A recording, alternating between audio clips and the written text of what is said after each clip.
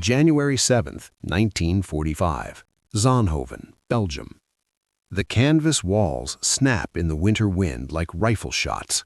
Breath fogs the air inside the press tent, a dozen journalists stamping their feet against the cold, notebooks ready, pencils sharpened to nubs. Somewhere beyond the flapping canvas, artillery thuds, dull, distant, relentless. The war is close enough to feel in your bones. Then the flap opens. Field Marshal Bernard Montgomery steps inside, neat as a tailor's dummy. Black beret, tunic pressed, hands clasped behind his back, as if the war itself had been arranged to his liking. He pauses just long enough. Let the room settle. Let the cameras find him. You can almost hear the unspoken thought ripple through the tent. Here he is. Montgomery smiles thinly and begins to speak. "The battle has been most interesting," he says, voice clipped, assured. "The American troops fought bravely, very bravely, but the situation required firm handling." Pens scratch faster now. Montgomery continues, describing the recent crisis in the Ardennes, the German breakthrough, the confusion, the recovery. He speaks of coordination, of clarity, of decisive leadership. And with each sentence, the credit shifts, subtly, deliberately. By the time he finishes, the story is set.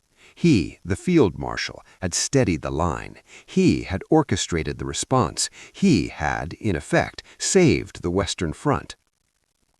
Outside the tent, the snow keeps falling. Inside SHAEF headquarters in Versailles, 250 miles away, Supreme Allied Commander Dwight D. Eisenhower has not yet read the transcript. But when he does, the war will change shape, not on the battlefield, but at the top. Because this isn't about ego, it's about command. 3 weeks earlier, the world had nearly come apart. December 16, 1945, before dawn. German artillery had erupted across a quiet stretch of the Ardennes forest. Pine trees shattered, telephone lines went dead, American outposts vanished in fire and snow.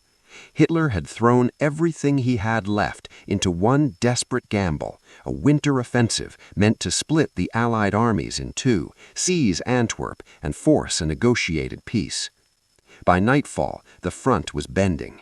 By the next day, it was breaking. Inside Eisenhower's headquarters, the maps began to bleed red. Entire divisions swallowed by fog and confusion. Roads clogged with refugees, wrecked trucks, panicked units trying to regroup in whiteout conditions. Eisenhower stood over the situation map, jaw clenched, cigar unlit in his hand. He had seen crises before, North Africa, Sicily, Normandy, but this was different. This was the largest German counterattack of the war, and it had landed like a sledgehammer. The question wasn't whether to respond, it was how and who would control the response. The American First Army and Ninth Army, battered and cut off, were losing contact with SHAEF. Communications were erratic. Orders took hours to reach the front, if they arrived at all.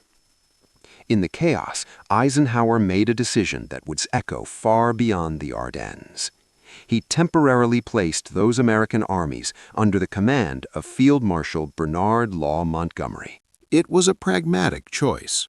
Montgomery's headquarters was closer. His lines of communication were intact.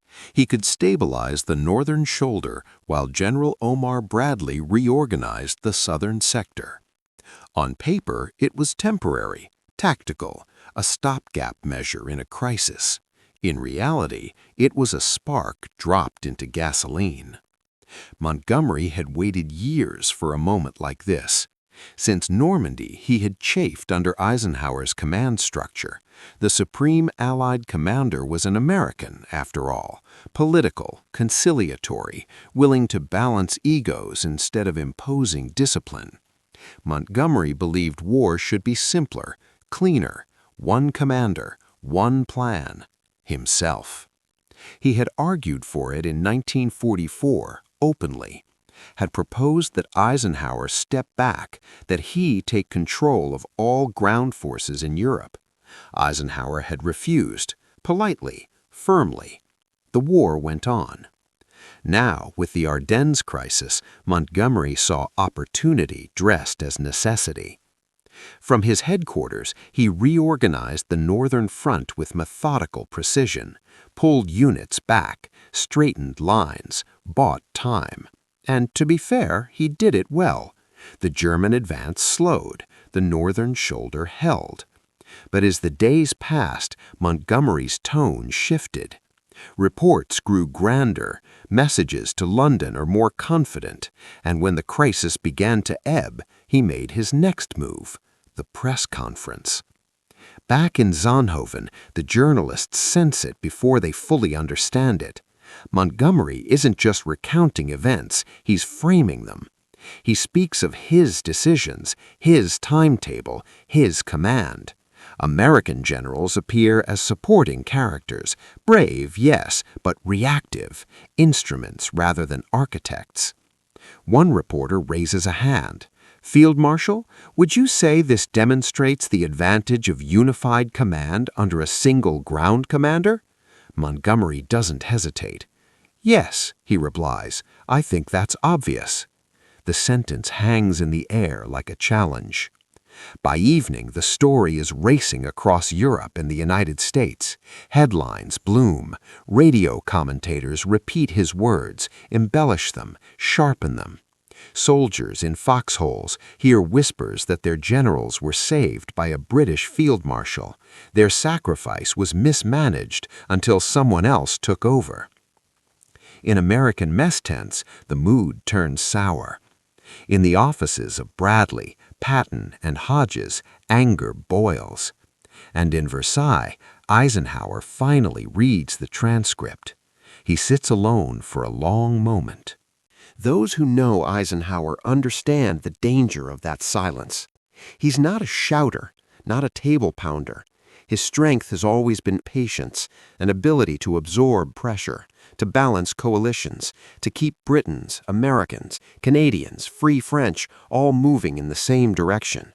But this is different. Montgomery hasn't just bruised egos. He's struck at the foundation of Allied unity, publicly, deliberately, at a moment when the war is not yet won. Eisenhower knows what happens next if he does nothing. American confidence erodes. Political pressure builds back home. Congress begins asking why U.S. armies are subordinated to a British general who seems eager to take credit and command. The alliance starts to crack. And Hitler, watching from his bunker, smiles. Eisenhower exhales slowly, lights his cigar, takes one measured draw. Then he begins to move. The response is not explosive. It is surgical. First, Eisenhower restores the American armies to American command, quietly, efficiently. The temporary arrangement ends. No debate, no fanfare. Next, he summons Montgomery. The meeting is set, the tone is formal, the message unmistakable. But Eisenhower knows something else as well. Outright confrontation could shatter everything. Montgomery is still valuable, still respected in London, still commands troops in the field. This cannot be a public duel. It must be a containment, a shutdown. And Eisenhower is very, very good at that kind of war. As Montgomery prepares to travel south, he does not yet understand what he has triggered. He believes the moment has passed, that his performance speaks for itself, that history is tilting ever so slightly in his favor. He is wrong, because in a quiet office in Versailles, Eisenhower is drafting a message not just to Montgomery, but to the entire Allied command structure.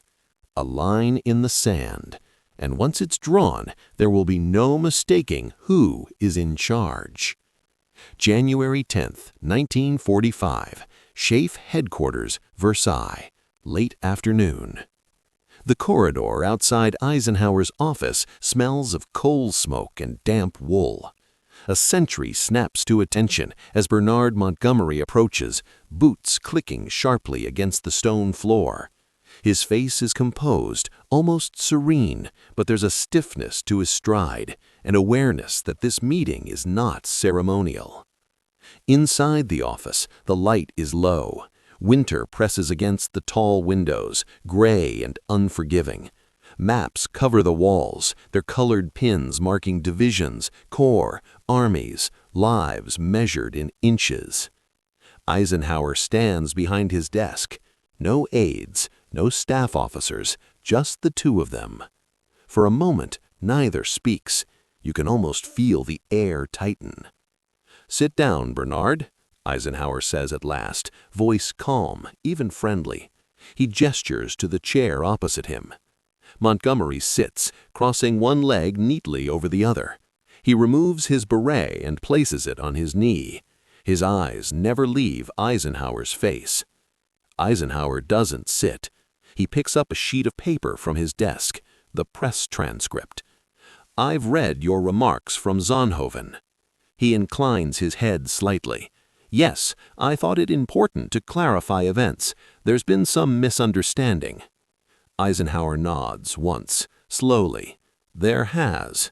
He sets the paper down, aligning it precisely with the edge of the desk. A small gesture, deliberate, controlled. "Your comments," Eisenhower continues, "gave the impression that American forces were mishandled until placed under your command." Montgomery's lips tighten. "I merely stated facts. The situation required reorganization. I provided it." "That's not in dispute," Eisenhower replies. His voice doesn't rise. It doesn't need to. What is in dispute is the implication that the Allied command structure failed publicly because Americans were in charge. Montgomery leans forward slightly. "Ike, with respect, unity of command has been my position from the beginning. One commander, one plan. The Ardennes demonstrated." Eisenhower raises a hand. The gesture is subtle, final. "This is not a theoretical discussion," he says. "This is a coalition at war, and coalitions don't survive public blame." For the first time, Montgomery's composure cracks, just a hairline fracture. His brows draw together. "I was saving the situation. Surely that matters more than bruised feelings." Eisenhower finally sits. He leans forward, forearms on the desk, cigar clenched between his fingers. "Bernard," he says quietly, "you weren't saving a situation. You were saving our situation, and you don't get to claim ownership of that." Silence. Outside, a vehicle backfires. Somewhere down the hall, a typewriter clacks to life. The war continues, indifferent to rank. Eisenhower straightens. "You will issue a public clarification immediately. You will acknowledge the role of American commanders and make it clear that the Allied response was collective." Montgomery stiffens.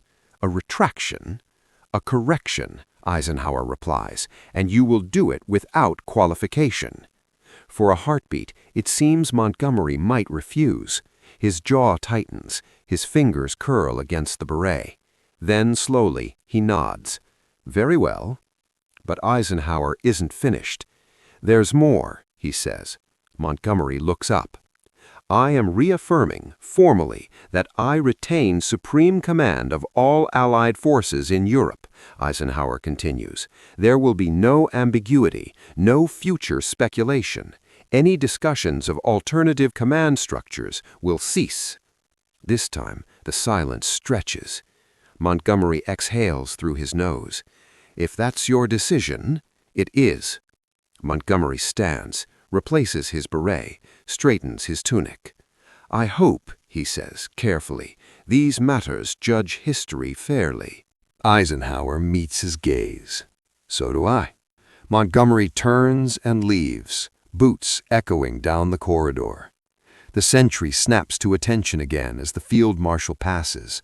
But something has shifted. The weight is gone. The moment has slipped away. Eisenhower remains seated. He rubs his eyes once, briefly. The confrontation is over. The consequences are just beginning. That evening, cables began to fly. From Versailles to London, from London to Washington.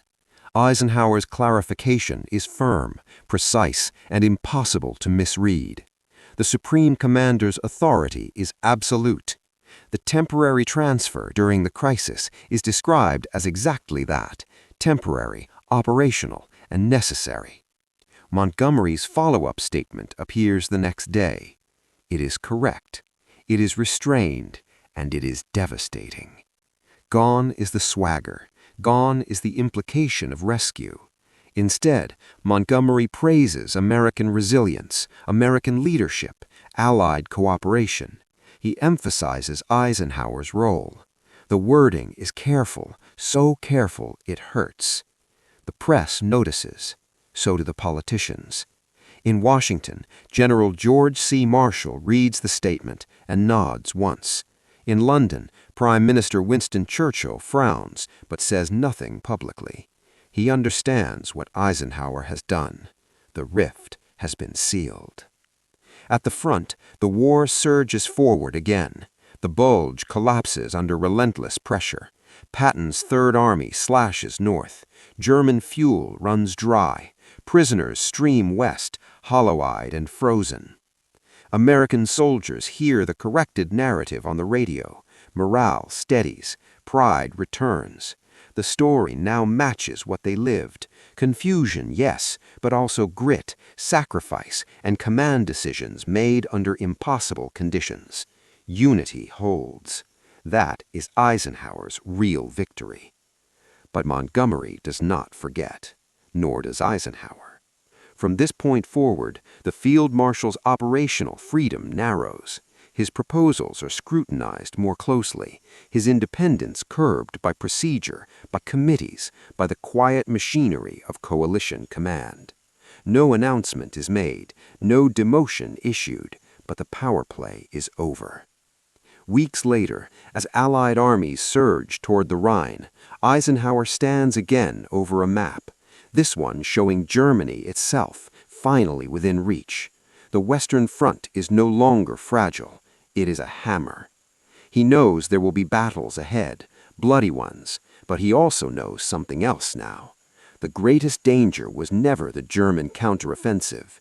It was the possibility that victory might fracture under the weight of ambition. Eisenhower prevented that, not with orders, not with threats, but by drawing a line and making sure everyone understood where it lay. And yet, beneath the calm surface, another question lingers, because Montgomery is still in the field, still commanding men, still convinced deep down that he was right. And as the war approaches its final, brutal act, that unresolved tension will surface one last time on the edge of Germany, where pride, patience, and power collide again.